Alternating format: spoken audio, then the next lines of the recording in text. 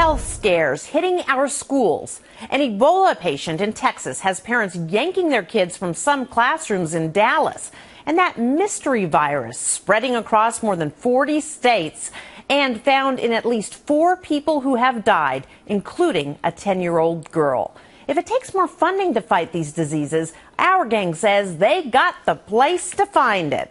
Hi, everyone. I'm Brenda Butner. This is Bulls and Bears. Here they are, our Bulls and Bears this week. Gary B. Smith, Tracy Burns, Jonas Max Ferris, John Layfield, along with Jessica Ehrlich. Welcome to everybody. Okay, Tracy, one GOP lawmaker already proposing to take Obamacare funds to fight Ebola. You agree with that? I completely agree with this because there's, believe it or not, a slush fund. And no, it's not Social Security. There's a slush fund in Obamacare that allows them to just dish out $2 billion a year in perpetuity to whatever they think is healthy. So right now they're using it for pickleball in North Carolina. Apparently Zumba classes in Waco, Texas are getting money. Why wouldn't we redirect this money to something that's affecting our country right now? Well, Jonas, do you think that we need more money at all? Should we even be getting into the pickle, whatever it is? Because leave the pickle budget. First of all, look, I'm all for taking money from in a budget from something that's not as important and raising it to the top. If ISIS is a big threat, then take it out of the submarine budget. But there is a CDC. We have a Center for Disease Controls for these issues, and they have a budget. It's over $5 billion a year still, even with the sequester. Let them take it out of some other part of that budget. It's not like we don't have this division and we need a new funding. The same would go for FEMA. It's like they're there for an outbreak. It hasn't happened yet where there's just hundreds of thousands of people dying. We need a higher budget. Let them use their budget to do what they're supposed to do. That's the point of these divisions of government. Well, that's the scary thing, though, John. It hasn't happened yet. Why not reach into Obamacare and take that and prevent it from happening?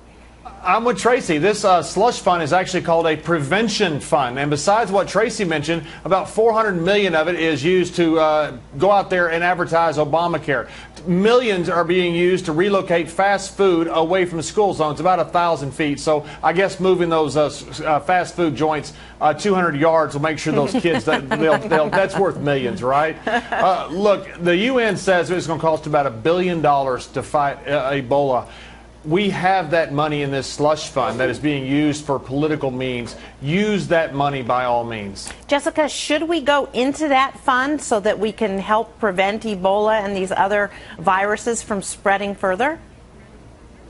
No, the fund should not be used for the CDC funding or for NIH funding. That funding that goes into those agencies should be coming from our budget, not just through the sequester, but in the last several budgets. They have been receiving many cuts into their budgets. And when we have crises like this, it becomes very apparent for everyone that we really need a strong CDC. We need a strong National Institute of Health because they're our first line of defense in terms of protecting American citizens. You're saying more money, but where do we get it?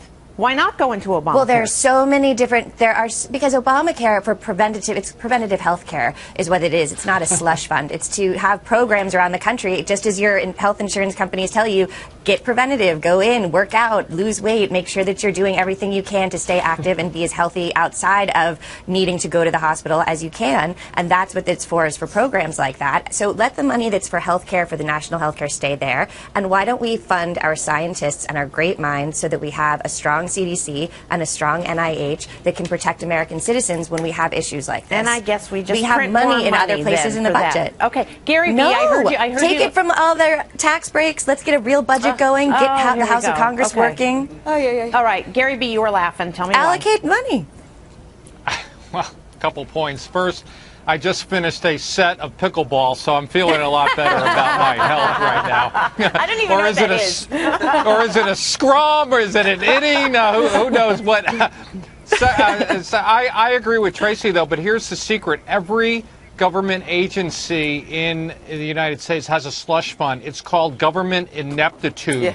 As an example, the Obamacare website, the website alone, costs $840 million to date.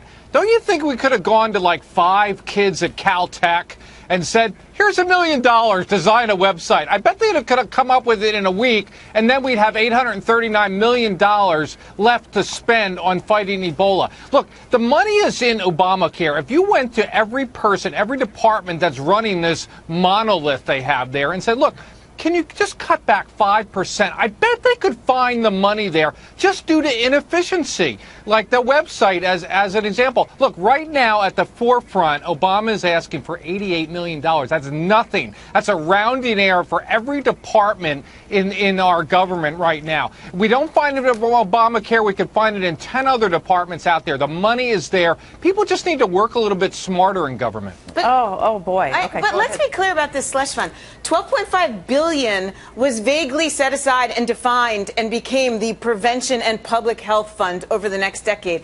And then you have these $2 billion handouts that there's no guidelines on what they can spend them on. So why would anyone want to risk them spending them on something stupid, because we know that will happen quite easily down in D.C., when we could direct it to something that right now needs our attention and needs the funds? Because to John's point, the CDC probably is not going to have enough at the end of the day. Okay, Jonas? Because every division has something going on that is less important than fighting Ebola. So you could make that case for taking it out of student loans, taking it out of anything. But the point is, having extra money anyway isn't going to solve the problem any more than throwing money. It could be $100 billion slush fund. There is no treatment for this because there's no profit to be made treating it, because the people that have it have no money, neither do the countries. You have to solve that problem with the government money, or just giving more money to a division is not going to make a solution to a problem. It's not going to do anything, really. So without a plan, a high more budget, whether it's stolen out of some slush fund or not, is not going to solve anything with Ebola. John?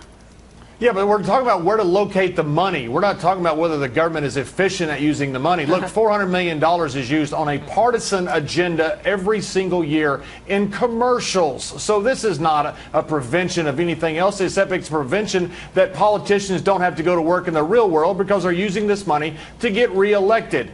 Jonas is right. We've got to do something with the government to fight things like Ebola, because there's not a private marketplace for this. This is where the money could be found. This is where the money can be used, but it's 100% partisan that this money stays a discretionary where it is. Okay, let Jessica get in there.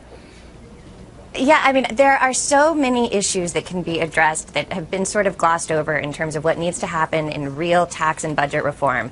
And if we actually do that, there are loads of inefficiencies in agencies. It's not just going after the money in the Obamacare situation. I know that's an easy fix, but there are so many different tax breaks for like bizarre fish and for different. Start somewhere, exactly right. And we know this is a priority. We want to protect American citizens. We want to protect American school children. We have to deal with this as an issue because it's now in our shores. Now's not the time for tax reform. I mean, you're talking about tax reform. We've been preaching that here for years. Now is not the time for that. That is not going to happen between now and the end of the year. But this might break out and become very serious, and you have instantaneous cash. Why wouldn't you use it? Well, it's not instantaneous cash. It's $2 billion. It is instantaneous cash. Okay. It's an absolute distraction for you to say, hey, let's go after tax reform instead of use this money where it is. It's the old political shell game you're playing. That's what's wrong with politics. But you're acting like the money's going to do more. It's not a shell game. Get rid of in one pocket of government than the other. Like it's magically going to cure. Just moving $1 billion from this shuffle over to the CDC is going to solve the Ebola problem. It's not. Okay, Gary B. No.